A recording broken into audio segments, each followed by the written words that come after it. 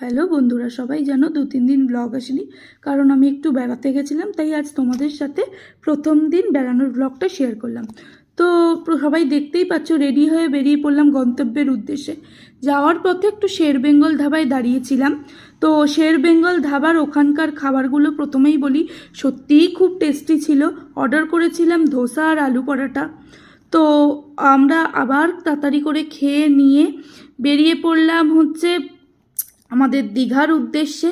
তো যাওয়ার পথে একটু সামান্য ভিডিও করেছি, আর আবার কিছুটা যাওয়ার পথে আবার আমরা একটু 5 মিনিট মতন ব্রেক নিয়েছি।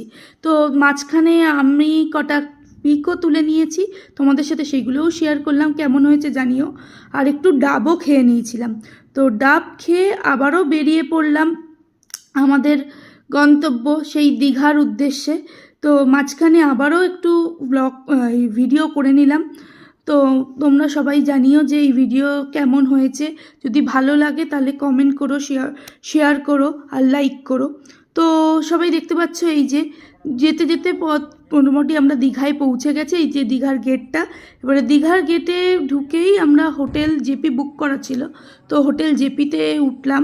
তো প্রথমে যে হোটেলটাও খুব সুন্দর ছিল, একদম আমাদের রোড সাইড ভিউ ছিল। তো সেই রুমে উঠে চেঞ্জ করে রেডি হয়ে আবার লাঞ্চ করতে বেরিয়ে পড়লাম। লাঞ্চ করে আবার ঘরে এসে একটু রেস্ট নিয়ে আবার একটু সমুদ্র দেখতে গেছি। সমুদ্র না দেখলে হয়? তো সমুদ্র দেখে আবারও একটু টায়ার্ড ছিলাম, এতটা জার্নি করে গেছি। তো আবারও রুমে এসে রেস্ট নিচ্ছিলাম। তারপরে রাতে স্ন্যাক্স অর্ডার করে